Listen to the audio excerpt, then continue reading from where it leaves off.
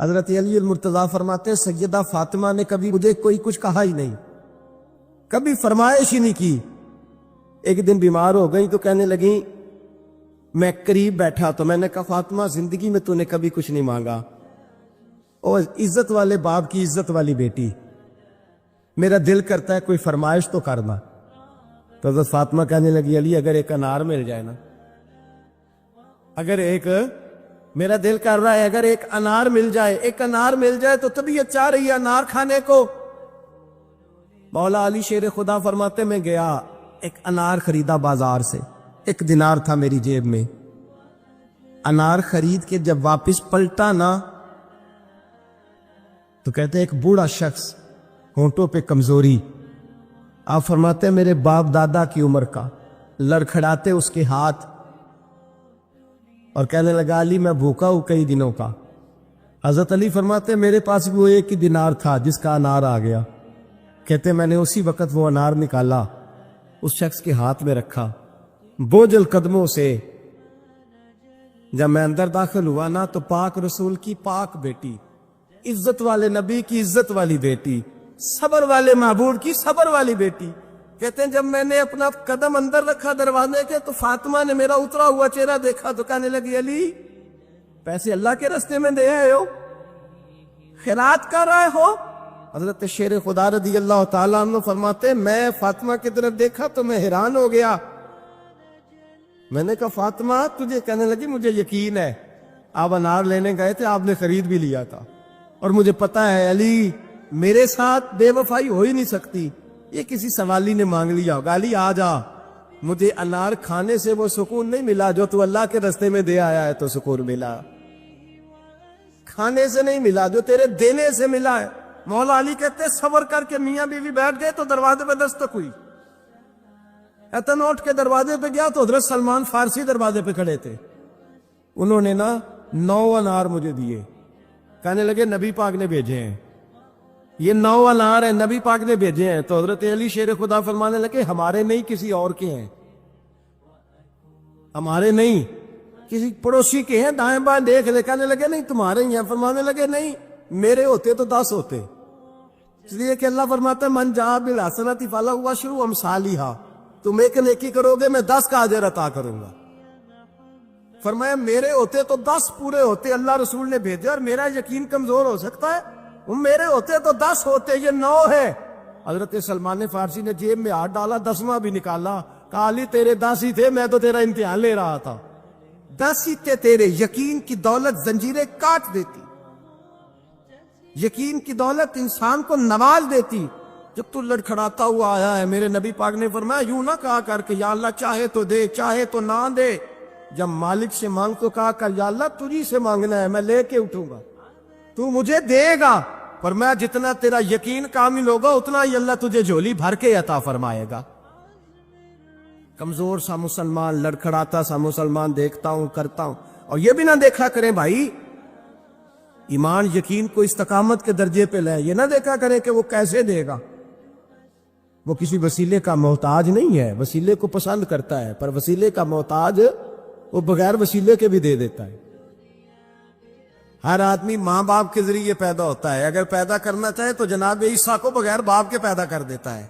سوچ کو مسلمان کرو، اپنی زبان کو مسلمان کرو، اپنے کان کو مسلمان کرو، اپنی نظر کو مسلمان کرو، اپنی روح کو مسلمان کرو۔ 24 سال کی بیٹی کا اگر 4 سال کا بیٹا انتقال کر گیا، کسی نے جا کے کہا کہ بڑا ہی افسوس ہوا ہے تیرے بچے کا، تو ایمان نے اسے کتنا مضبوط کر دیا ہے، وہ کہتی ہے نہیں اللہ کی فصل ہے، پکی کاٹ لے تب بھی ٹھیک ہے، کچی کاٹ لے تب بھی ٹھیک ہے۔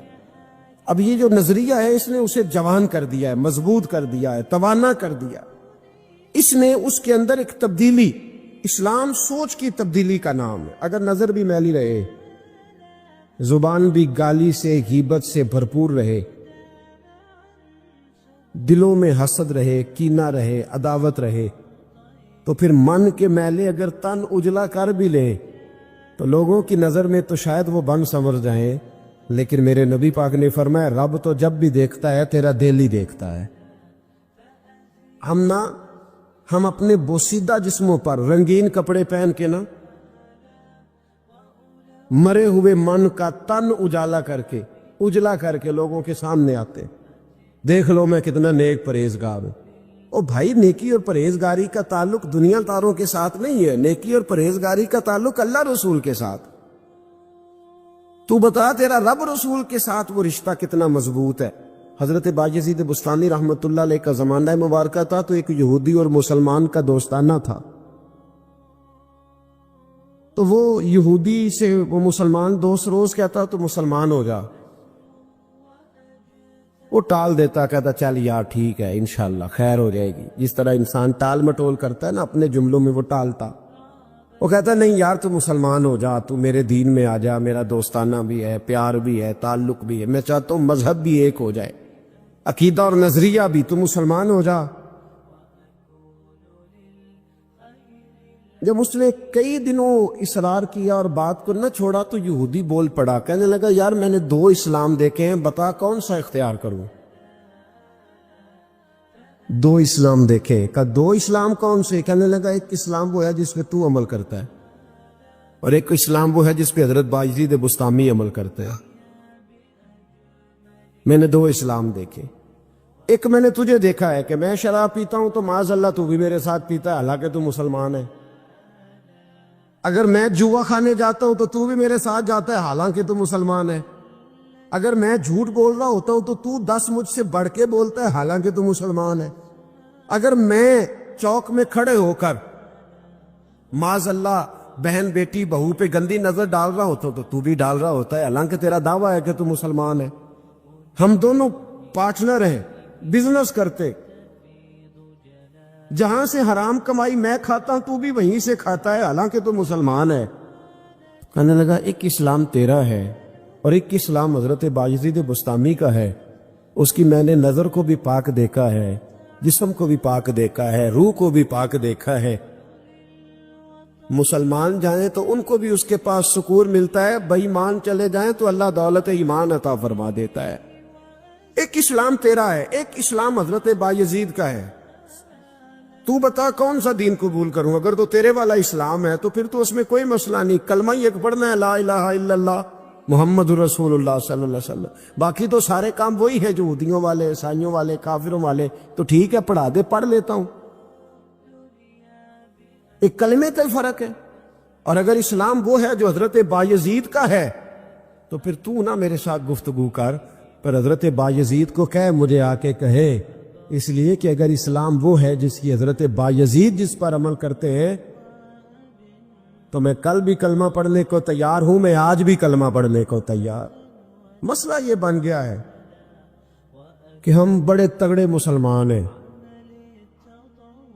تگڑے، لیکن حال یہ ہے کہ رمضان میں جب سموسے بکتے ہیں نا، جو رمضان میں بھی سموسے بکتے ہیں، جس نے روزے رکھا ہوا ہے دکاندار نے، وہ بھی گندے تیل میں سموسے نکال رہا، گندے تیل۔ رمضان مبارک میں بھی جو پکوڑے بیچ رہا ہے نا، تو اس نے وہ والا بیسن خریدا ہے جو سب سے سستا ملتا ہے۔ اے مسلمان، یہ نہیں سب اس کو کوئی بندہ کہہ دے تو مسلمان نہیں تو گریبان سے پکڑ لے گا، گرا لے گا۔ جو چوک میں کھڑا ہے نا، چوک میں بچیوں کے اسکول سے چھٹی ہوئی ہے، کالج سے چھٹی ہوئی ہے، تو جو چوک میں کھڑا ہے، اگر آپ اسے بے ایمان کہیں گے تو وہ آپ کو لٹا کے ڈنڈوں سے مارے گا، حالانکہ کھڑا چوک میں ہے، تار رہا ہے مسلمانوں کی بہو بیٹی کو، پر آپ بات کرے وہ کہے گا سب سے بڑا مسلمان میں ہوں، تو کیا ہوتا ہے؟ ہمارے حکمران کہتے ہیں مولانا آپ ہم پہ فتویٰ دیتے، ایک بولتا ہے کہتا ہے میرے گھر میں تو خانہ کعبے کا غلاف پڑا ہوا ہے، ایک کہتا ہے میرے پاس تو مسجد نبوی شریف میں جو صفائی ہوئی تو وہاں سے انہوں نے جو ریاض الجنہ کا قلین اٹھایا وہ میرے پاس پڑا ہے۔ ایک پاکستان کا صدر ایسا بھی گزرا ہے، کہتا مجھ سے زیادہ نیک کون ہوگا، میں تو 6 دفعہ کعبے کے اندر گیا ہوں۔ یہ اعلان کرتے ہیں۔ او خدا کے بندے، کعبے کا غلاف پاس ہونا اگر ایمان کی علامت ہوتی تو کعبہ تو سارے کا سارا ابو جال کے پاس تھا۔ اگر مسجد نبوی کا قلین پاس ہونا علامت ایمان ہے تو عبداللہ بن ابی سلول جو منافقوں کا سردار تھا وہ تو 5 نمازیں نبی پاک کے پیچھے پڑھتا تھا، تو رہتا ہی ریاض الجنہ میں تھا۔ اور اگر خانہ کعبہ کے اندر جانا ایمان کی علامت ہے تو 360 بت تو بڑا زمانہ رہے ہی اندر ہیں، باہر آئے ہی نہیں. تو کس قسم کا فلسفہ ہے ہمارا؟ ہم کس قسم کا انداز رکھتے ہیں؟ بھئی اسلام یہ ہے کہ تیرے اندر تبدیلی آئے، اسلام یہ ہے کہ تو کسی کو حقیر نہ جانے، اسلام یہ ہے کہ پھر صہیب اور بلال اور عمر ایک صف میں کھڑے نظر آئیں. اسلام یہ ہے کہ حضرت سیدنا ربیعہ بن کعب رضی اللہ تعالیٰ عنہ، کالا رنگ، موٹے ہونٹ، چپٹی ناک، حضرت ربیعہ بن کعب رضی اللہ تعالیٰ عنہ، بڑا خاندان نہیں، بڑی برادری نہیں، پڑھے لکھے نہیں، لیکن پھر اسلام اس کا نام ہے کہ نبی پاک کی وہ غلامی کرے اور حضور ان سے کہہ دے کہ جاؤ فلانے سردار سے کہہ دو جا کے کہ میں تیری بیٹی کا نکاح اپنے اس کالے رنگ کے غلام سے کرنا چاہتا ہوں. تو وہ غلام جا کے پیغام دے تو باپ اور ماں تو مہلت مانگے سوچنے کی اور کہیں شام کو بتائیں گے، اور بیٹی بول کے کہیں نہیں یہ کفر کا دور نہیں، یہ اسلام کا دور ہے. سوچیں بدل گئی ہیں، کوئی چھوٹا نہیں، کوئی بڑا نہیں، کوئی چودھری نہیں، کوئی کمی نہیں، سارے ایک ہیں. اور بیٹی بول کے کہے ابا جی میری فکر نہ کرو. اگر نبی پاک نے کالے رنگ کے حبشی غلام کا رشتہ بھیجا ہے تو آپ مجھ پر زیادہ مہربان نہیں، میرا رسول مجھ پر زیادہ مہربان ہے. آپ مجھے بھیجیں، میں اسی کے ساتھ نکاح کروں گی. مجھے امید ہے رب رسول مجھے ضائع نہیں کر. پھر سوچیں بدل جائیں. حضرت ربیعہ کہتے ہیں میں وضو کراتا تھا رات کا، میرے نبی پاک نے فرمایا شادی کیوں نہیں کرتا؟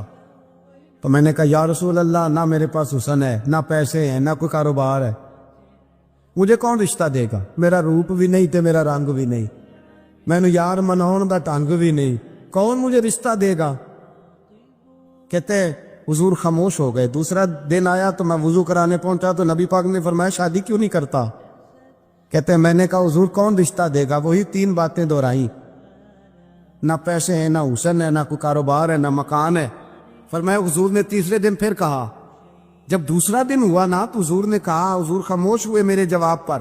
میں نے کہا یار کتنا بیوقوف ہوں، حضور روز پوچھتے ہیں اور میں جواب ہی نہیں دیتا. کہتے تیسرے دن میں نے ارادہ کیا آج نبی پاک پوچھیں گے تو میں کہوں گا حضور جیسے دل کرتا ویسے ہی کرا دیں. کہتے ہیں تیسرے دن میں گیا، سارا وضو کرا لیا پر نبی پاک نے پوچھا ہی نہیں. میں ارادہ کر کے گیا تھا کہ آج پوچھیں گے تو بتا دوں گا، حضور نے پوچھا ہی نہیں. فرماتے ہیں وضو مکمل ہو گیا، میں دروازے تک چلا گیا تو مصطفیٰ نے آواز دی. فرمایا واپس پلٹنا، میں پلٹا تو حضور نے فرمایا تو شادی کیوں نہیں کرتا؟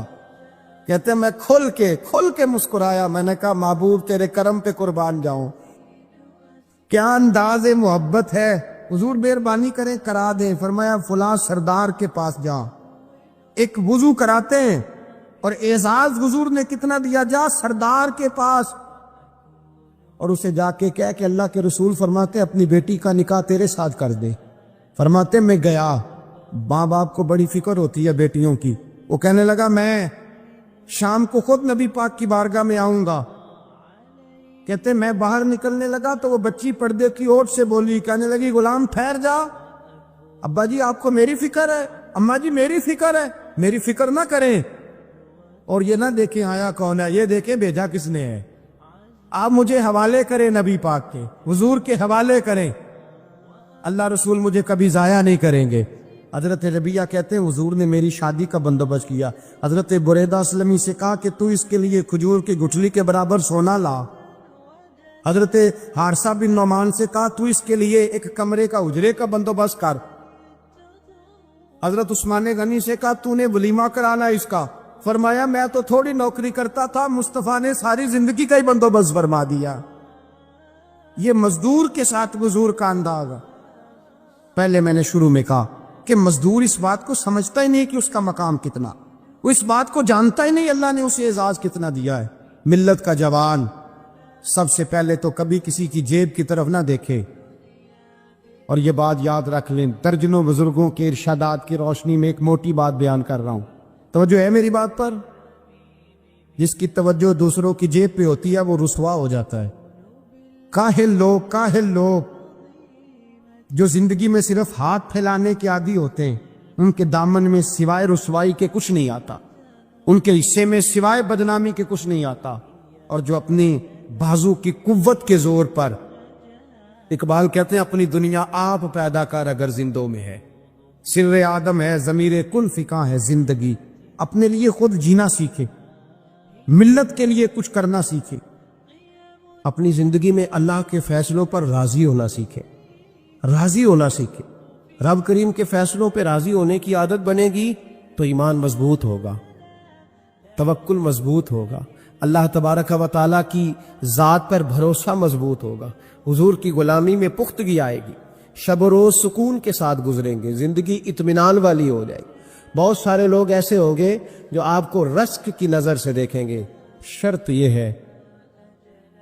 ہے کہ یہ ارادہ کر لیں، یہ ذہن بنا لے کہ جو میرے حق میں بہتر تھا میرے رب نے مجھے عطا فرما دیا، اور جو اللہ نے مجھے نہیں نہ دیا وہ میرے حق میں بہتر نہیں تھا۔ تو جب انسان راضی بالرضا رہنے لگتا ہے نا، پھر وہ ہر روز نماز پڑھ کے تکلیف نہیں اسے ہوتی، پھر روز درود شریف پڑھ کے وہ یہ نہیں کہتا کہ چلو 2-4 چھٹیاں بھی کر دو، پھر روزانہ تلاوت کر کے اسے کہیں دقت محسوس نہیں ہوتی، چونکہ اب وہ چاہتا ہے کہ جس حال میں میرا رب رسول مجھے رکھیں گے، جو حکم دیں گے، میں نے اس سے کوئی تنگی محسوس نہیں کرنی، میں نے اس کے مطابق چلنا۔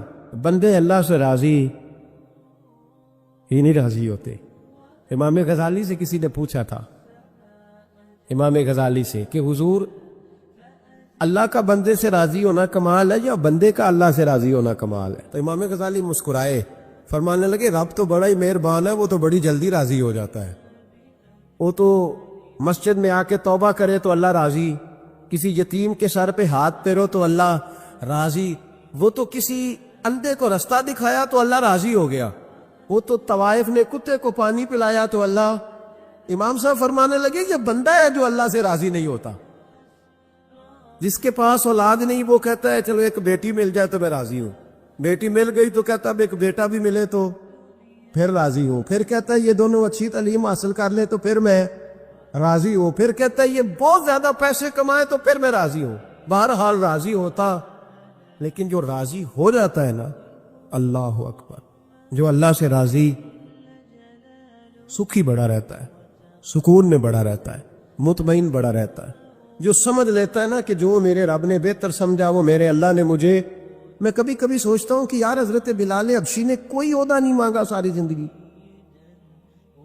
انہوں نے نہیں کہا مجھے بھی ایک صوبے کا گورنر بناؤ میری بھی خدمات ہے، مجھے بھی وزیر خزانہ بناؤ میرا بھی کچھ بنتا ہے۔ ایک دفعہ نہیں کہا سیدنا بلال حبشی رضی اللہ تعالیٰ عنہ نے کہ میری بھی کوئی ڈیوٹی ایسی ہونی چاہیے کہ مجھے چلو سپہ سالار ہی بنا دیا جائے۔ ساری زندگی مسجد میں جھاڑو دیا تو اسی پہ راضی رہے، ساری زندگی محبوب کے مہمانوں کا لنگر پکایا تو اسی پہ راضی رہے، ساری زندگی میرے محبوب علیہ السلام کے بچوں کی نوکری کی تو اسی پہ راضی رہے، راضی بالرضا رہے۔ اور قرآن مجید نے ایک نیا انداز اختیار کیا سورہ مائدہ کے اندر، اس کی آیت نمبر 119 ہے۔ اللہ کریم نے فرمایا رضی اللہ عنہم ورضوا عنہ، صحابہ کی بات ہو رہی ہے، فرمایا وہ اللہ سے راضی ہے اور اللہ ان سے راضی ہے۔ حضرت سیدنا موسیٰ علیہ السلام نے عرض کی کوہ طور پہ جا کے، مولا میری قوم پوچھتی ہے کہ کوئی ایسا کام بتا جو ہم کریں تو ہم سے راضی ہو جائے۔ حضرت موسیٰ کی قوم کا خیال تھا کہ تہجد کا حکم آئے گا تو پڑھیں گے، صدقات کا حکم آئے گا تو دیں گے، جہاد کی بات ہوگی تو کریں گے۔ کچھ جو نیک لوگ تھے ان میں سے انہوں نے یہ پیغام دیا کہ مالک ہمیں بتائے کہ وہ کس کام پہ راضی ہوتا ہے، ہم وہ کام کریں تاکہ اللہ ہم سے راضی ہو جائے۔ حضرت موسیٰ کلیم کہتے میں نے عرض کی مولا میری قوم پوچھتی ہے کہ کون سا ایسا کام کرے کہ تو راضی ہو جائے، تو رب کریم نے ارشاد فرمایا موسیٰ کہتے میرا خیال تھا کوئی لسٹ ملے گی، لیکن مالک نے ایک جملہ کہا، ایک جملہ، اور تفسیروں کے دریا بہا دیے۔ عرش کے مالک نے فرمایا موسیٰ ان سے کہو جا کے کہ وہ مجھ سے راضی ہو جائے میں ان سے راضی ہو جاؤں گا، مجھ سے راضی ہو جائے۔ اگر تم راضی رہتے ہو کہ میرے مالک نے بہترین زندگی مجھے دی، پھر اس کا مطلب یہ ہے کہ تم صاحب ایمان ہو۔ ہمارے زمانے میں لوگوں کی وہ تکلیفیں، صبر نہیں ہے، سکون نہیں ہے، بے چینی سی ہے، بے قراری سی ہے، معاشرے میں ایک عجیب سی ہلچل ہے۔ ہر آدمی سمجھتا ہے کہ وہ سامنے والا جو شخص ہے نا وہ بڑا سکھی ہے، اور میں بڑی تکلیف دی. میں اکثر کہتا ہوں اپنے دوستوں کو، میں کہتا ہوں مجھے ایسے لگتا ہے جو سب سے اچھے ماں باپ تھے وہ اللہ نے مجھے عطا فرمائے. اللہ کی رضا پہ راضی رہے، مالک کے فیصلوں میں اپنے دل میں کوئی بوجھ محسوس نہ کرے، اپنی زندگی اللہ کے فیصلوں. دیکھیں نا، جو ماں باپ اللہ نے بڑے اچھے سمجھے وہ ہمارے لیے پسند کی، وہ اللہ نے ہمارے لیے جو اس نے ہمارے حق میں بڑے، جو بہن بھائی، اللہ کرے آپ کو سمجھ آئے، جو بہن بھائی اس نے ہمارے حق میں بڑے اچھے سمجھے وہی بہن بھائی اس نے ہمیں عطا کیے. جس بیوی کو اس نے ہمارے گھر کے گلشن میں بہتر سمجھا اس کو لا کے اس نے ہمارے آنگن میں بٹھایا، اور جو اولاد اس نے ہمارے لیے باعث افتخار سمجھی وہ اولاد اس نے ہمیں عطا فرمائی. حضرت نوح علیہ السلام کا بیٹا کافر ہو گیا، پر کسی جگہ انہوں نے شکوہ نہیں کیا کہ مالک یہ کافر کیوں ہوا. اللہ کے قبضے میں ہے نا دل، پھیر سکتا ہے نا، مقلب القلوب ہے. لیکن حضرت نوح نے دعا اللہ کی رضا پر راضی رہے، اپنا مزاج بدلے، تاکہ معاشرے میں یہ جو گھٹن ہے، یہ جو ٹینشن ہے، یہ جو جھگڑا ہے، یہ جو چھینا چھانی ہے، یہ جو ایک دوسرے پر لوگوں کی نظریں ترشی ہیں، یہ ختم ہو. سمجھو کہ میرے حق میں جو بہتر تھا مالک نے وہ چیز مجھے عطا کر. حدیث پاک سنیے، نبی پاک علیہ السلام نے ایک دن صحابہ سے پوچھا کہ تم کیا سمجھتے ہو؟ اپنے دل کو جب پوچھتے ہو، دل پہ توجہ کرتے ہو تو کیا جانتے ہو؟ تو صحابہ عرض کرنے لگے یا رسول اللہ، جب ہم اپنے دل پہ توجہ کرتے ہیں تو ہم سمجھتے ہیں کہ اللہ نے ہمیں ایمان عطا فرمایا ہے. تو حضور نے فرمایا تمہارے ایمان کی دلیل کیا ہے؟ ایمان کی کوئی دلیل بھی تو ہوتی ہے نا. ہمارے زمانے میں تو کوئی دلیل نہیں، نماز نہیں پڑھتا پھر بھی میں مسلمان ہوں، روزہ نہیں رکھتا پھر بھی مسلمان، جھوٹ صبح سے شام تک، کہتا خبردار کسی نے مجھے ذرا بھی بات کی سب سے بڑا مسلمان میں ہی ہوں. بددیانتی، دھوکہ، فریب، فرار، لیکن خبردار کسی نے کوئی بات کی سب سے بڑا مفتی میں ہی ہوں.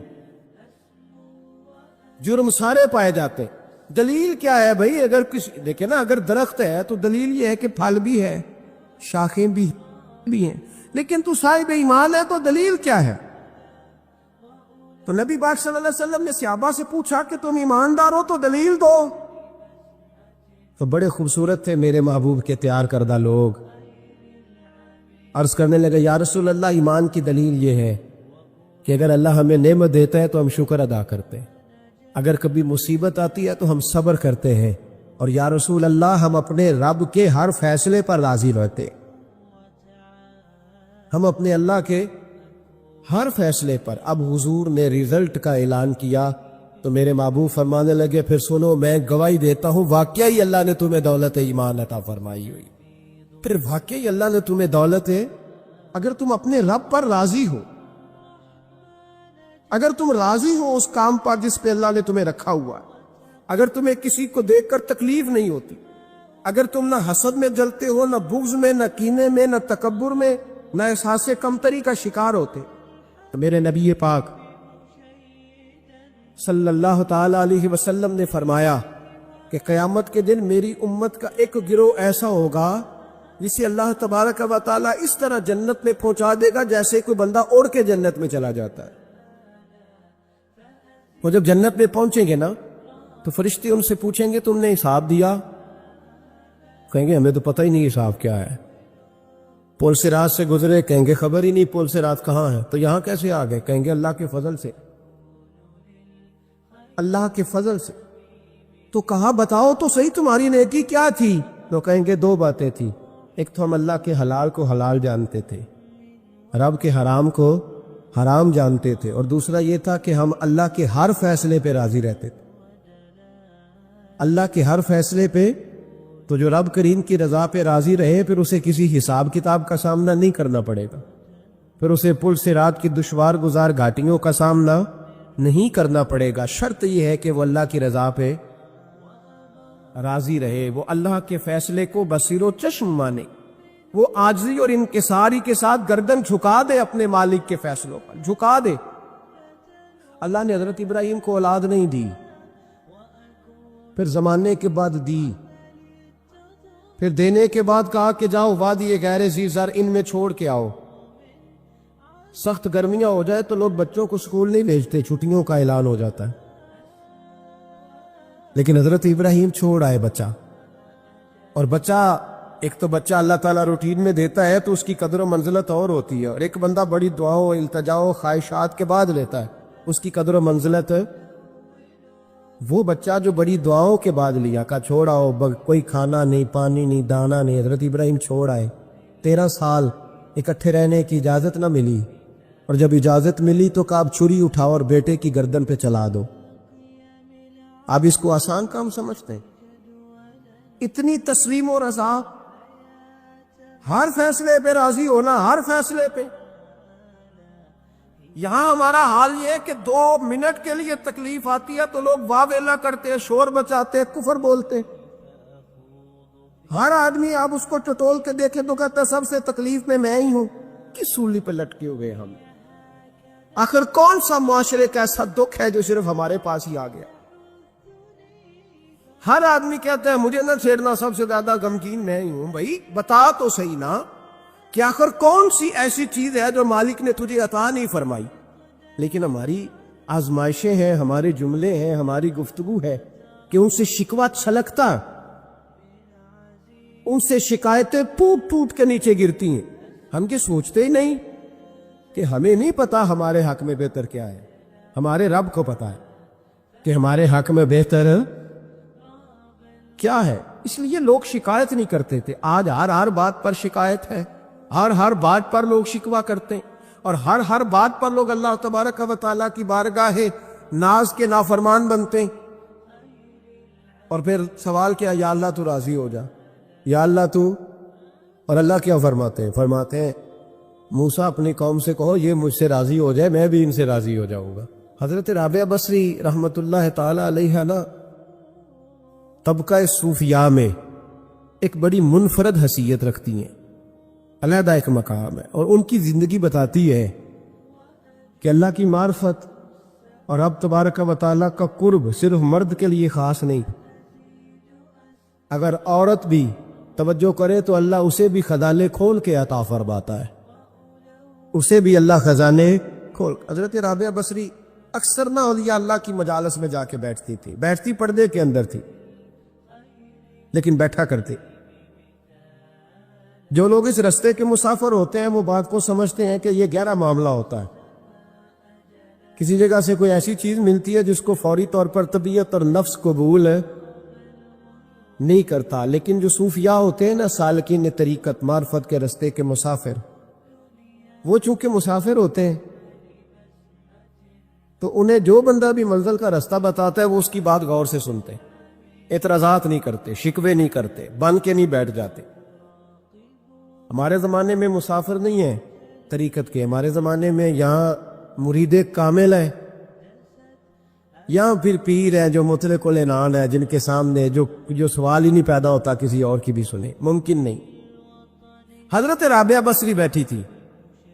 حضرت سفیان ثوری بہت بڑا نام ہے، یہ وہ شخصیت ہے کہ جب جایا کرتے تھے تو اولیاء اللہ کھڑے ہو کے ان کا استقبال کرتے.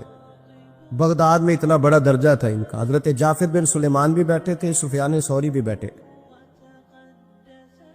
تو حضرت سفیان ثوری دعا مانگنے لگے، جناب رابعہ بصری پردے کے اندر بیٹھی ہوئی تھی، دعا مانگنے لگے، اے اللہ مجھ سے راضی ہو جا، اے اللہ مجھ سے راضی ہو جا، اے اللہ مجھ سے. دیر تک دعا مانگتے رہے تو بی بی صاحبہ، مائی صاحبہ اندر سے بول پڑی ناراض ہو کے، کہنے لگی بس کر سفیان، کیا دعا مانگ رہا ہے تو، کب سے میں سن رہی ہوں، بس کر. کیا ہوا، تو کیوں ناراض ہوتی ہے؟ فرمانے لگی سفیان تو نے ایک بار بھی کہا میں نے برداشت کیا، دوسری بار بھی کہا، بتائیے دعا ٹھیک ہے کہ نہیں ان کی؟ اے اللہ تو مجھ سے راضی ہو جا. اس دعا پہ ناراض ہوگی مائی صاحبہ. کہنے لگی تو نے ایک بار بھی مانگی تو میں چپ رہی، دوسری بار بھی مانگی تو اب تو چپ ہی نہیں کر رہا، بس کر. تو حضرت سفیان کہنے لگے چل میری اصلاح کر دے. تو مائی صاحبہ کہنے لگی تو یہ تو کہہ رہا ہے یا اللہ راضی ہو جا، یا اللہ راضی ہو جا، پہلے تو بتا تو اللہ سے راضی ہے؟ پہلے اپنے نفس پر نظر ڈالنا، تو راضی ہے؟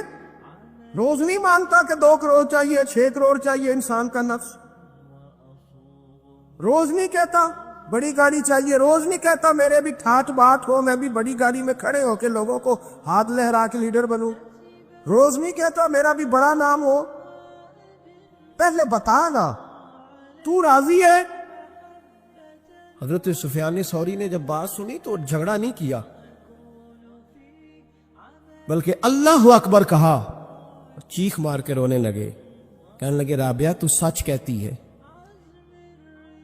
ابھی تو میں اس منزل تک نہیں پہنچا کہ میں رب سے راضی ہو جاؤں تو میں اسے راضی کرنے چلا ہوں، تو سچ کہتی ہے۔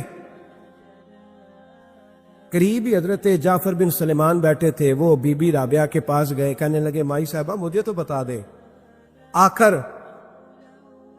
بندہ اللہ سے راضی ہوتا کب ہے، یہ منزل شروع کب ہوتی ہے؟ تو آپ فرمانے لگی اس وقت کہ بندے کا جو حال نعمت ملنے پہ ہوتا ہے نا، جب وہی حال اس کا مصیبت آنے پہ ہو تو پھر سمجھو وہ اپنے رب سے راضی ہو گیا۔ نبی اکرم نور مجسم شفیع معظم صلی اللہ علیہ وسلم کی بارگاہ میں حضرت خباب بن ارت رضی اللہ تعالیٰ عنہ حاضر ہوئے، حضور خانہ کعبہ کے ساتھ ٹیک لگائے بیٹھے تھے، تو حضرت خباب عرض کرنے لگی یا رسول اللہ اتنی تکلیفیں آ رہی ہیں، کافر اتنا ستا رہے ہیں، ہمیں پریشان کیا جا رہا ہے، ہم سخت آزمائش میں، حضور آپ اللہ کی بارگاہ میں دعا کیوں نہیں کرتے ہمارے لیے؟ تو نبی پاک علیہ السلام فرمانے لگے تم سے پہلے لوگوں کا حال پتہ کیا تھا؟ یہ صحیح حدیث بخاری میں موجود ہے۔ فرمایا تم سے پہلے لوگوں کا حال یہ تھا کہ انہیں گڑھے کے اندر رکھ کے ان کے جسم کو مٹی سے دبا کے پھر ان کے سروں پر آریاں رکھ کے چیر دیا جاتا تھا، لیکن پھر بھی وہ اپنے دین سے ہٹا نہیں کرتے۔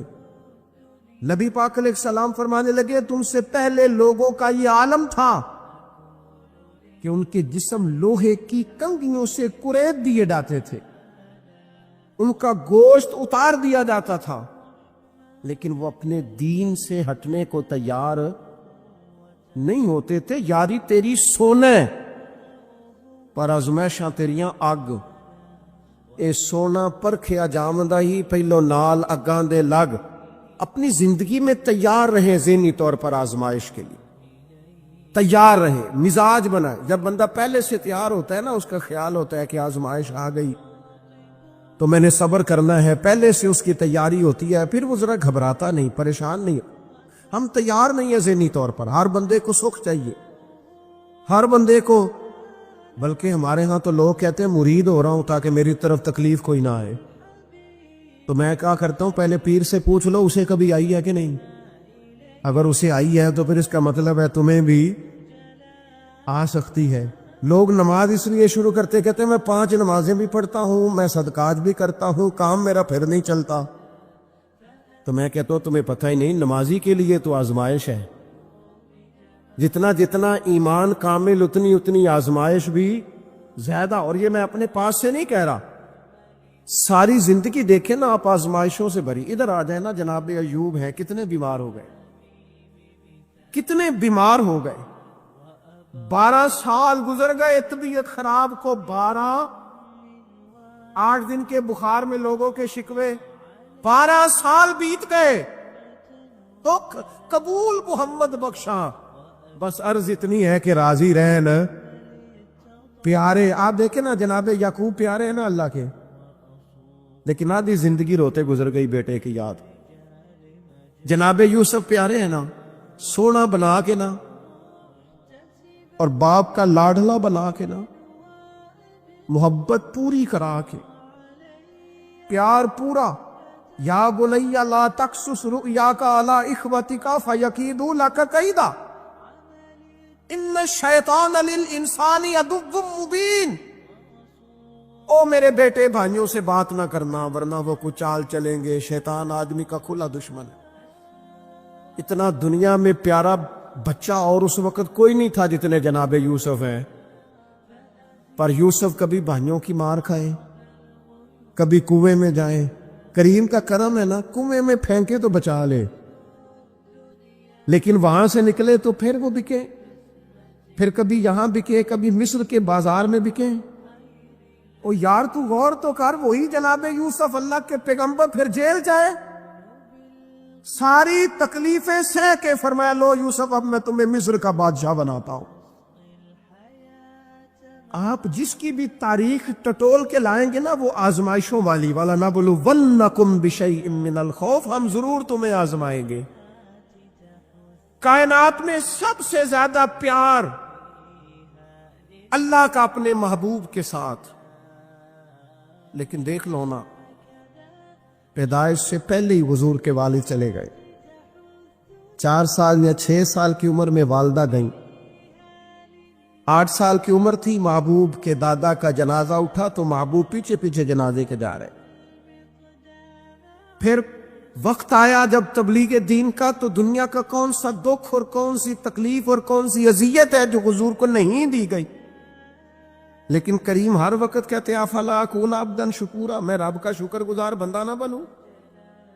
ہر مقام پر کبھی بدر کبھی احد، اور ہر طرح کی تکلیف، ہر طرح کی تکلیف، کبھی بیٹیوں کا دکھ، کبھی سیدہ عائشہ صدیقہ کے بارے میں منافقوں کی نازیبہ گفتگو، سارے دکھ محبوب کی حیات پاک میں رہے، کریم نے ان دکھوں کو برداشت کیا۔ ہم نہ قربانی دیے بغیر پاس ہونا چاہتے، ہم کوئی مشقت سہے بغیر نمبر لینا چاہتے، ہم کوئی کام کیے بغیر رتبہ پانا چاہتے ہیں، ایسا ہوتا نہیں نا، یہ ممکن نہیں۔ آپ تاریخ پڑھے نا انبیاء کی، حضرت نوح علیہ السلام نے 950 سال محنت کی ہے، اور میں سورہ ہود دیکھتا ہوں تو میں وہ انداز دیکھتا ہوں جس طرح کفر ان سے بات کرتا تھا۔ بڑی جدوجہد کی حضرت نوح نے، لیکن پتہ ہے دکھ اس سے بڑا کیا دیکھا، اپنا بیٹا ہی کافر ہو گیا۔ مالک امتحان ڈالتا ہے تو بڑے بڑے، اور حضرت نوح نے اپنے بیٹے کو ڈوبتے دیکھا، کہا مالک میرا بیٹا، فرمایا نہیں یہ تیرا ہے ہی نہیں، تیرے طریقے پر نہیں تو تیرا کیسے ہوگا؟ کسی کی نسل کے لانے کے لیے تو اس کے عقیدے پر ہونا ضروری ہے، تیرا نہیں۔ حضرت نوح نے مشقت دیکھی، واتخذ اللہ ابراہیم خلیلا، ابراہیم اللہ کے پیارے ہیں نا، لیکن زندگی پوری پڑھ کے دیکھ لو، ساری کی ساری مشقت مصائب سے بھری ہوئی، آزمائشوں سے لدی ہوئی۔ کبھی انہیں قوم آگ میں ڈالتی ہے، اور کبھی 86 سال عمر ہو گئی تو اولاد کوئی نہیں، اور دعا مانگ کے رب بیٹا وہ دیتا ہے جس کی پیشانی میں نور محمدی چمکتا ہے۔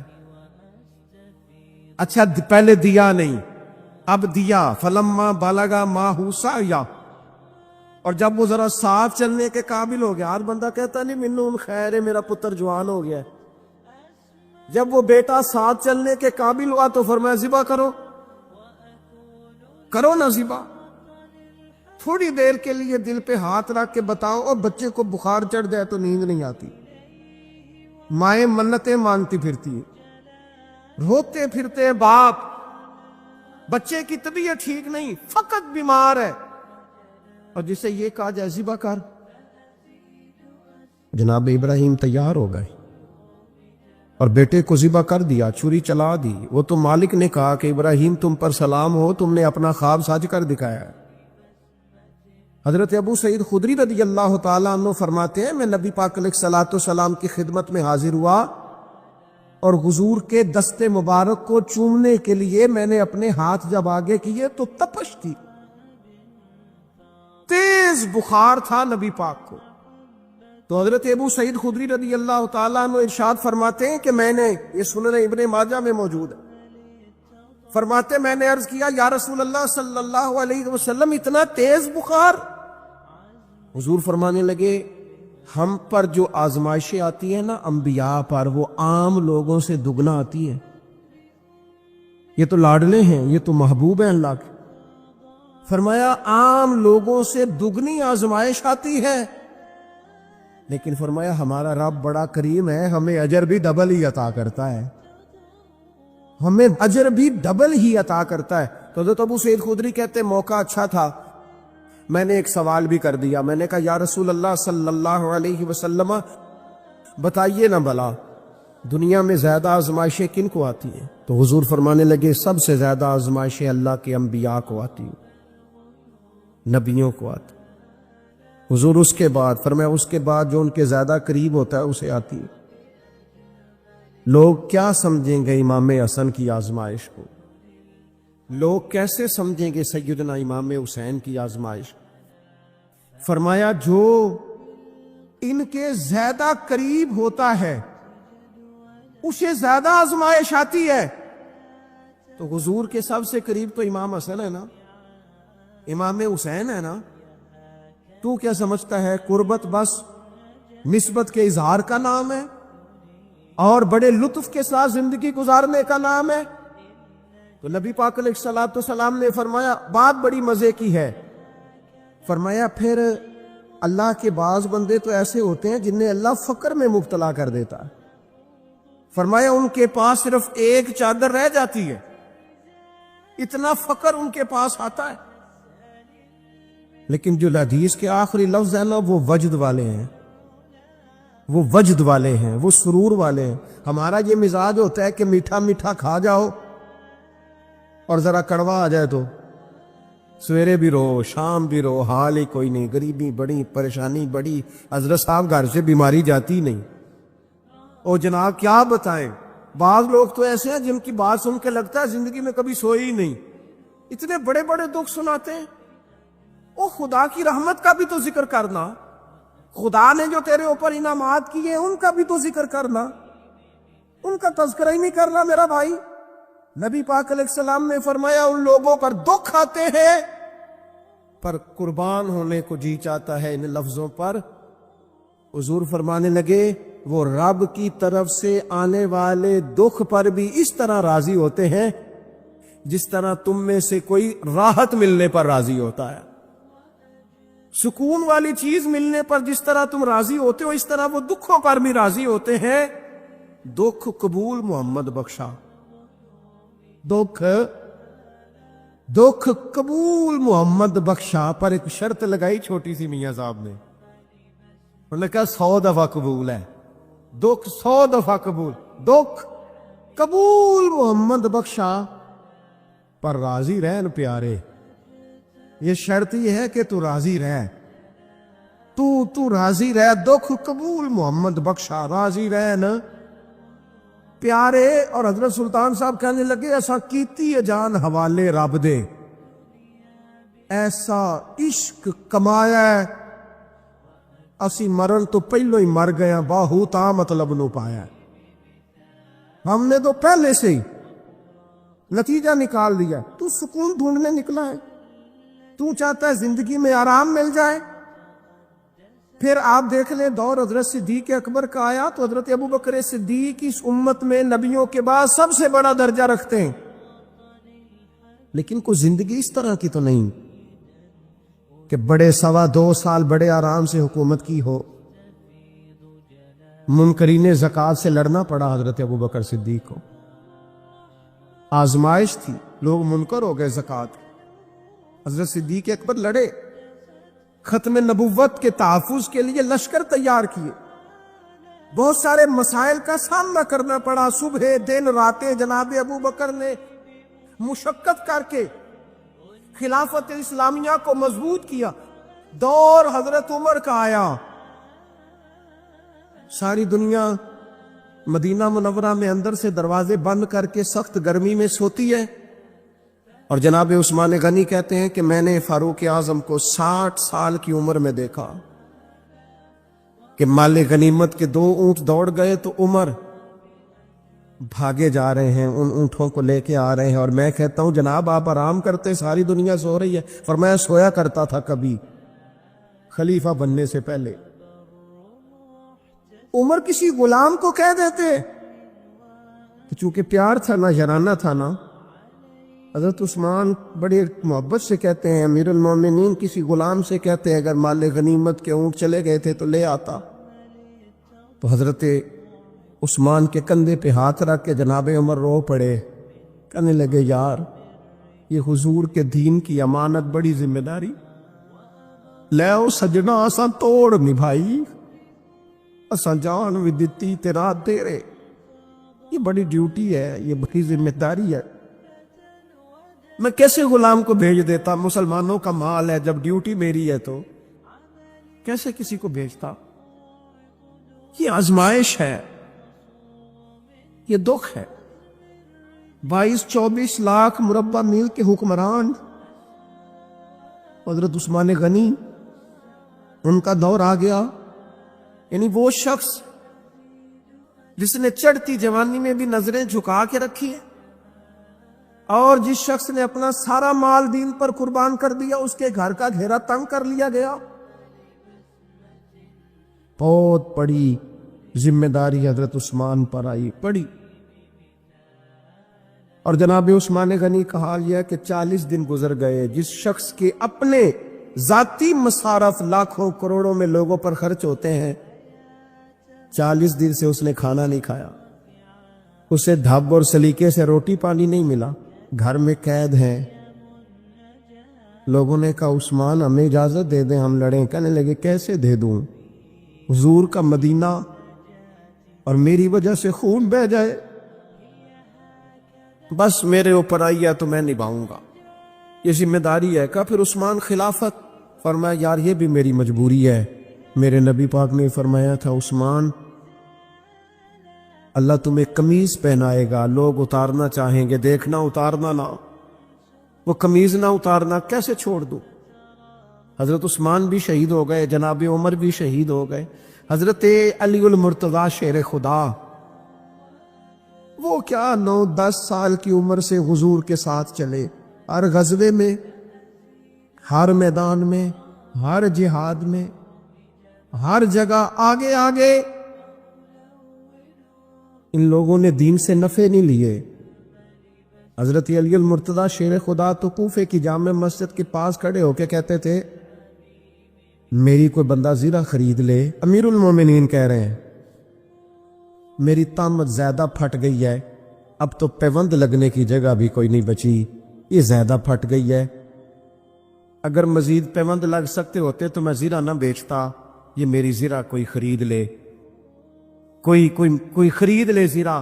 حضرت مولا علی شیر خدا 63 سال کی عمر مبارک، اور جب کوفے میں آپ کو خنجر لگا، زخم لگا، تو لوگ بیٹے کو بلاتے ہیں، آواز دیتے ہیں، لیکن جناب شیر خدا مولا علی مرتضیٰ مشکل کشا حل عطا،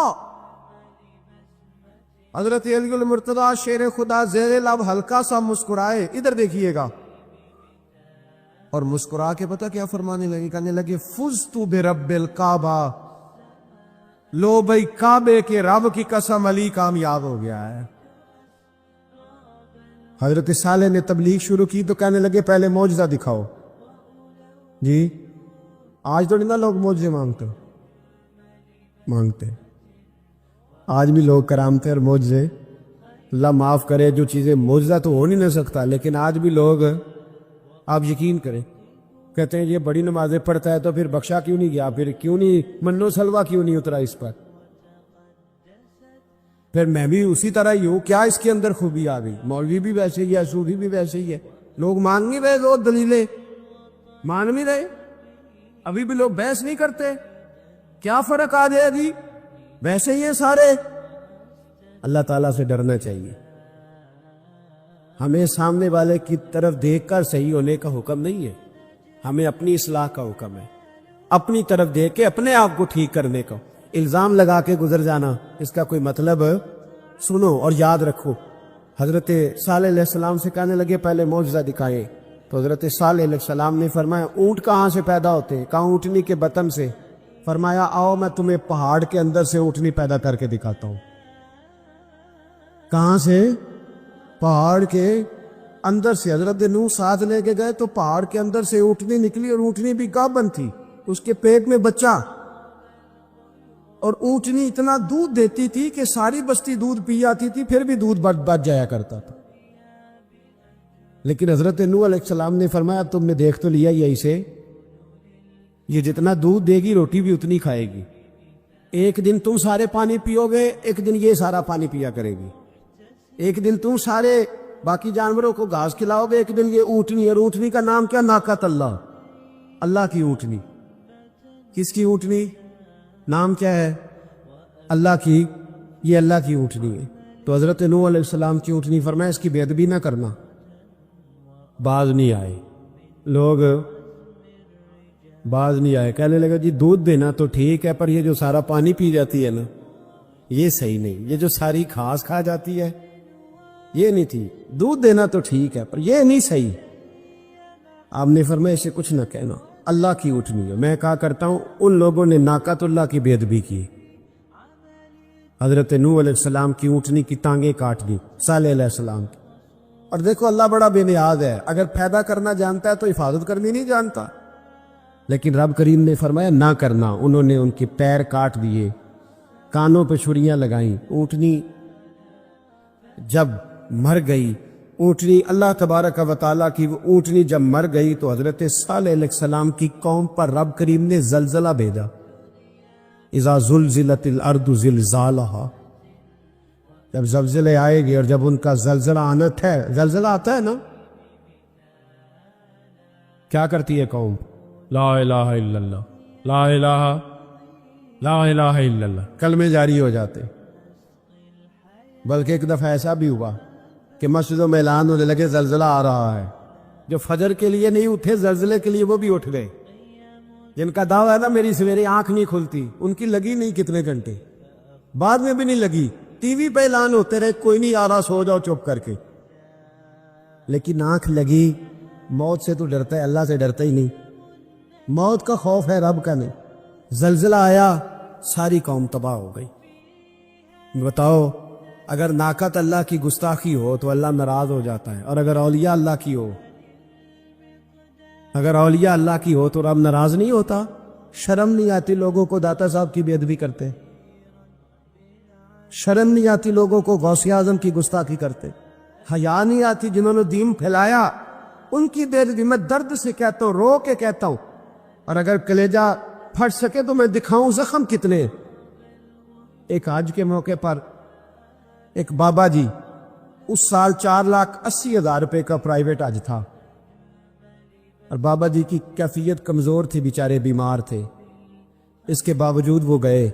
بوڑھے آدمی جا کے بیٹھیے، بزرگ، اور کتنی مشکل ہے وہاں، منا، مزدلفہ، عرفات، طواف زیارت، کتنا مشکل کام ہے طواف زیارت کرنا، طواف وداع کرنا۔ کس کٹھن سے حج کیا، بڑھاپے میں پیسے بھی لگائے، اور جب وہ روضہ رسول پہ گئے صلی اللہ ہو، اور انہوں نے جا کے نبی پاک صلی اللہ علیہ وسلم کے روزے کی طرف منہ کر کے درود شریف پڑھا تو ایک ملا نے اٹھ کے کہہ دیا تو تو مشرک ہے۔ تو میری روح کانپی، میں نے کہا تجھے شرم نہیں آئی، حیا نہیں آئی؟ اس کی عمر دیکھ، کس بڑھاپے میں کہاں سے چلا کہاں آیا۔ یہ مشرک ہوتا تو کسی مندر میں جاتا، یہ مشرک ہوتا تو کسی گرجے میں جاتا، یہ مشرک نہیں، یہ مومن ہے، اور یہ وہ والا مومن ہے جس کے سینے میں دل جب دھڑکتا ہے تو خالی دھڑکتا نہیں، ساتھ وہ محمد عربی پہ درود و سلام بھی پڑھتا ہے۔ شرم نہیں آتی لوگوں کو؟ اتنی بڑی گستاخی کرتے، جو روزہ رسول پہ آیا مشرک ہے۔ میں نے تو مولوی کو صاف صاف کہا تھا، میں نے کہا اگر میں مشرک ہوں تو نکالو، مشرک کا داخلہ تو یہاں ویسے ہی منع ہے۔ شرم نہیں آتی؟ اپنی زبان کا پاس کرو کچھ۔ اتنا ظلم، اتنی بڑی فرقہ واریت امت میں، اتنا امت کو تقسیم کرتے ہو، تمہیں شرم نہیں آتی؟ جہاں سے اتحاد کا پیغام دینا چاہیے وہاں سے تم لوگوں کو فرقے کا پیغام دیتے ہو، ایک مقصود فرقے کی تبلیغ کرتے ہو۔ خدا را، تو میں کہہ رہا ہوں ناقۃ اللہ کی بے ادبی پہ عذاب آتا ہے، تو اولیاء اللہ کی بے ادبی میں نہیں آتا؟ داتا صاحب ساری دن کی تبلیغ کرتے رہے، ایک آدمی نے اٹھ کے کہہ دیا جناب وہ تو شرک کا اڈا ہے، تو رب کریم ناراض نہیں ہوتا ان باتوں سے؟ ہمیں خیال کرنا چاہیے، اللہ سے ڈرنا چاہیے، ان چیزوں سے عذاب آتا ہے اور آ رہا ہے۔ اللہ تعالی ہمیں محفوظ فرمائے۔ اللہ ہمیں اس سے، قوم لوط پہ بھی عذاب آیا، ہم جنس پرستی، مرد مردوں سے بدکاری کرتے، حضرت نوح نے سمجھایا کہ یہ کام درست فطرت کے خلاف ہے، یہ کام درست نہیں، جب انسان یہ کام کرتا ہے تو زمین اور آسمان کانپتے ہیں۔ اب میں کیسے کھول کے بتاؤں، میرے پاس اعداد و شمار ہیں کہ پاکستان کے اندر اس کام کی کیفیت کیا ہے اور کس طرح کر کے لوگ، میں تو روتا رہتا ہوں داڑھی کا۔ لوگ کئی دفعہ کہتے ہیں حضرت صاحب پہلے بھی آئے تھے تو داڑھی کی بات، پھر بھی آئے تو داڑھی کی بات، تو میں روتا ہوں۔ اس لیے روتا ہوں کہ جو کلین شیو نوجوان ہوتا ہے وہ امرد کے حکم میں ہے، اس پر وہی حکم لگتا ہے جو عورت پہ لگتا ہے۔ اس کے ساتھ مرد کا اٹھنا بیٹھنا اسی طرح ناجائز ہے جس طرح عورت کے ساتھ۔ حضرت جنید بغدادی رحمت اللہ تعالیٰ علیہ کے سامنے ایک شخص نے کہا وہ کتنا خوبصورت نوجوان جا رہا ہے، تو آپ فرمانے لگے تو حافظ قرآن نہیں؟ کہا ہاں۔ فرمانے لگے جا اپنے حفظ کی خیر منا۔ وہ شخص کہتا ہے میں نے اس بغیر داڑھی والے کلین شیو نوجوان کو بری نظر سے دیکھا، مجھے قرآن پاک ہی بھول گیا، سارا قرآن پاک بھول گیا۔ اور کتنے سال میں دعائیں کرتا رہا، بیت اللہ کے طواف کرتا رہا، میں یاد بھی کرتا تو نہیں ہوتا۔ کیسے اب تو ہمارا نعت کہاں بیوٹی پارلر سے ہو کے آتا ہے، ہم کسی اور کو کیا پیغام دیں؟ وہ پیغام، وہ نظام، وہ طریقہ کار جس کا حکم تھا شریعت میں، قوم لوط پر عذاب آیا۔ صحیح بیٹھتے ہوں گے بچے جو موٹر سائیکلوں پہ بیٹھتے ہیں، میں نے گجرانوالہ کی سڑکوں پہ بچوں کو، نوجوانوں کو جو تماشے کرتے سر عام دیکھا ہے تو مجھے ڈر لگتا ہے۔ اور کوئی روکنے والا نہیں، شغل ہو رہا ہے، ہنس رہے ہیں، اور سامنے عورتیں بھی ہیں، سب ہو رہا ہے۔ کتنی تکلیف کی بات۔ حضرت نوح کی قوم یہ کام کرتی تھی، قرآن پاک نے بیان کیا ہے۔ حضرت نوح نے سمجھایا، فرمایا رب کریم نے تمہیں اپنی خواہش پوری کرنے کے لیے جائز طریقہ عطا فرمایا، عورتوں سے نکاح کرو، اور اس نکاح کی برکت سے جو اللہ تمہیں اولاد دے گا اس کو اللہ تبارک و تعالیٰ تمہارے لیے باعث بخشش بھی فرمائے گا۔ لیکن جب قوم نہ مانی تو جو قوم لوط کا عمل کرے اس کا علاج قرآن نے بیان فرمایا کہ آسمان سے پتھر برسیں گے۔ پھر پتھر برسے اور جن کے بڑے بڑے اچھے دماغ تھے ان کے دماغ چکنا چور کر دیے گئے، تباہ کر دیے گئے، ان کے دماغ زمین پر بچھاڑ دیا گیا۔ اللہ مہلت دیتا ہے، لیکن اس کا مطلب یہ نہیں کہ انسان توبہ ہی نہ کرے۔ حضرت شعیب علیہ السلام کی قوم پر بھی عذاب آئے، اس لیے کہ بددیانتی کرتی تھی، ناپ تول میں کمی کرتی تھی۔ میں نے کہا تھا شب قدر کی رات کہ یہ کوئی تماشا ہے کہ شب رات آئی تو ساری رات روتے رہے، یا اللہ معاف کر دے، یا اللہ معاف کر دے، رو رو کے چیخے مار مار روئے۔ شب قدر آئی تو پھر چیخے ماری، ساری رات روئے۔ تو جس بندے کا پروگرام ہی نہیں سویرے بدلنے کا، دکان پہ بیٹھ کے پھر وہی ناپ تول میں کمی، پھر وہ اللہ تعالیٰ معاف کرے۔ میں ایک مضمون پڑھ رہا تھا تو وہ فوڈ کے اسپیشلی لوگ تمہیں لکھا تھا مہربانی کرو ملاوٹ ہی اچھی چیز کی کر لو، مرچ میں کیری تو نہ ملاؤ اینٹوں کی، وہ تو بیمار کرتی ہے، وہ تو خون کی آنتوں کو روک دیتی ہے۔ وہ کہنے لگا، اور وہ کہتا ہے میں تمہیں بتاتا ہوں کون کون سی چیز ملائی جا سکتی ہے، وہ ملا لو۔ خدا را اس قوم پہ رحم کرو، مہربانی۔ ایک دوست ہے ہمارے، میں وزیر آباد میں ان کے گھر بیٹھا تھا تو ایک میڈیکل، میرا کسی شخص پہ اعتراض کرنے کا میں مجموعی بات کرتا ہوں۔ میں ایسے ڈاکٹروں کو جانتا ہوں جو اللہ تعالیٰ فضل کرے سچ مچ کے نیک ہیں، اچھے لوگ۔ تو بچے کا میڈیکل سٹور ہے، تو والد بیمار ہو گیا، تو کہتا ہے ابا جی ڈاکٹر صاحب نے کہا آپ کو ڈرپ لگنی ہے، تو سگے باپ کو ڈرپ لگانے لگا۔ تو باپ کیا کہتا ہے پتر تیری مہربانی مینوں کوئی اصلی لائی، وہ نہ لائی جڑی لوکاں نوں لانے۔ اب وہ پیار سے سنا رہا ہے بات۔ میں نے اسے کہا کہ یہ تو ڈوب مرنے کا مقام ہے نا، ڈوب مرنے کا مقام، کہ جس ملک کے اندر دوائی بھی صحیح نہ بکے، اصلی نہ ملے دوائی بھی، اور پھر وہ قوم کہے کہ ہم نے تو پورے روزے رکھے،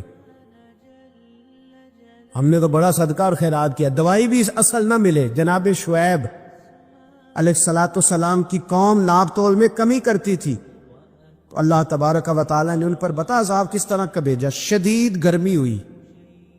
اللہ ہمیں محفوظ فرمائے، سارے آمین کہہ دیا۔ دیکھیں کتنا اچھا موسم کر دیا رب کریم، اللہ ہمیں محفوظ فرمائے، اللہ رحمت فرمائے۔ شدید گرمی کی لہر آئی، باہر اتنی گرمی ہوئی کہ لوگ اپنے گھروں میں گھس گئے، جس طرح سورج کی شعائیں گھروں کے اندر داخل ہو جاتے اس طرح گرمی کی لہر اندر داخل ہوئی، اور جس طرح کسی کو آگ لگ جائے تو وہ آدمی اچھلتا کودتا ہے نا، اس طرح یہ لوگ اچھلنے لگے اور اچھل کود کے مر گئے۔ جرم کیا تھا؟ ناپ تول میں کمی کرتے۔ حضرت داؤد کی قوم بھی تباہ ہوئی۔ جرم کیا تھا؟ ہفتے والے دن مچھلیاں نہیں پکڑنی تو یہ پکڑتے تھے۔ حکم ہے نا مسلمان کو نماز کے ٹائم کوئی اور کام نہیں کرنا، نماز پڑھنی ہے۔ میرا خیال ہے مسلمان تو فٹافٹ آ جاتے ہیں، سارے ہی پہنچ جاتے ہیں نا مسجدوں میں۔ ہلکا ہلکا بول رہے ہیں آپ، کیوں نہیں پہنچتے؟ اگر حضرت سیدنا، اور پتہ انہیں صلاح کیا ملی؟ اللہ نے فرمایا اس ٹائم عبادت کرنی ہے، کام نہیں کرنا، وقت نہیں ہے کام کا۔ انہوں نے مچھلیاں پکڑی، 12,000 لوگ تھے۔ پتہ ہے مالک نے صلاح کیا دی؟ بندر بنا دیا اللہ کریم۔ قرآن مجید کا پہلا سپارہ پڑھے، فَجَعَلْنَاهَا نَكَالًا لِمَا بَيْنَ يَدَيْهَا وَمَا خَلْفَهَا۔ اللہ فرماتے ہیں پچھلوں کے لیے بھی عبرت بنا دیا، بعد والوں کے لیے بھی عبرت، نشان عبرت بنا دی۔ بندر بن گئے، اور جو ان کے دوست جو بچ گئے تھے ان کے پیر چومتے تھے، روتے تھے۔ 3 دن بندر بن کے زندہ رہے، پھر اللہ نے سب کو اجتماعی موت دے دی۔ تو اگر مسلمان سے اللہ کہے کہ نماز کے ٹائم کاروبار نہیں، جمعے کے ٹائم کاروبار ہے، تو مسلمان کہتا ہے نہیں مجھے مہلت ملی ہوئی ہے۔ یہ تو اس وقت پتہ چلتا ہے نا جب بچے ڈیوٹی لگاتے، ہاں ہاں ہاں عذاب آتا ہے، اس وقت پتہ چلتا ہے۔ میں نے دیکھا یہ منظر، اس وقت پتہ چلتا ہے جب بچے کسی ملازم 6,000 کی ڈیوٹی لگاتے، کہتے ہیں ابے کا دھیان رکھنا، ہم دکان پہ بیٹھنے لگے۔ پھر اسے سمجھ آتی ہے اگر میں نماز کے ٹائم مسجد میں ہوتا تو آج میری اولاد میری خدمت میں ہوتی۔ میں نماز کے ٹائم مسجد نہیں گیا تو بچوں نے 6,000 کا ملازم بٹھایا ہے، ابا جی کا خیال رکھ، ایک نرس بلائی ہے، تو خیال رکھ،